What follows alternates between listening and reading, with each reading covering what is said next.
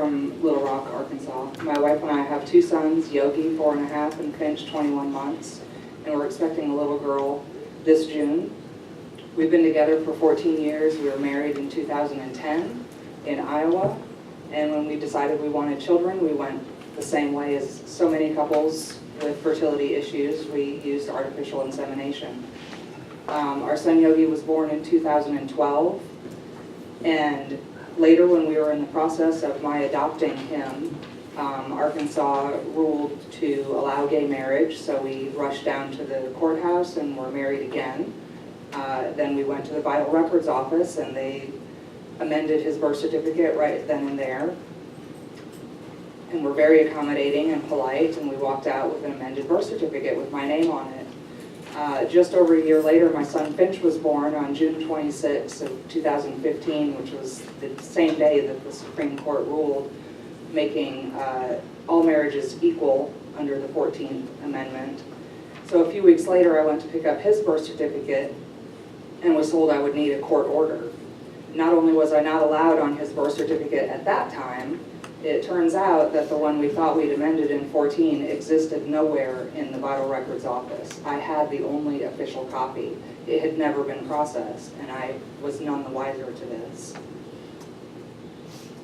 During all of this, all I wanted to do was take legal responsibility for our kids. I wanted to make sure they had the health care, financial support, any benefits that would arise from my death or disability. I also never wanted my kids to think that there was anyone absent from their life. They were born into the exact family that they were intended to be in, and a birth certificate with both of our names would make that clear not only to them, but to anyone who would require such a document. The long-form birth certificate has always been a name an anonymous sperm donor or a sperm donor or a surrogate. That's not going to change, but the certificate that they present to their school officials or anyone who would require that would have both of our names as their parents, as they were always intended to be. The bill before you today spells out very clearly how children who are born with assisted reproductive measures are to be viewed with regard to parentage. This is true for my family and for yours and for any other. It takes nothing away from heterosexual couples. But not making the amendment impacts families like mine with unnecessary burdens that wouldn't be expected of any other married couple. And that's not equal protection under the U.S. Constitution. Without this amendment, my children could lose many of the benefits that are afforded by marriage, such as my Social Security benefits, inheritance, life insurance benefits, child support, health insurance, the ability for me to make decisions regarding their medical care, and so many more. And without this amendment, the state is unduly illegitimizing my children. I've adopted my sons and I'll adopt my daughter, but adoptions take time and they take money, and having a birth certificate with both intended parents would give families immediate relief without having to worry that their children are being left unprotected for any amount of time.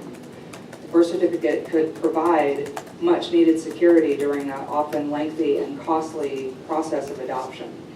We've spent thousands of dollars already, and this is a financial burden that wouldn't be required of any other family.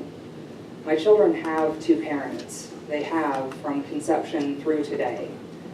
They will know someday that I share no biology with them. That's an obvious truth. But they'll never have to question whether I'm their mother or if they are exactly where they were meant to be. I implore you to look at this bill as a necessary tool to ensure that all families have their intentions recognized for what they are, a way to make families whole. Thank you very much for your time. Members, any questions?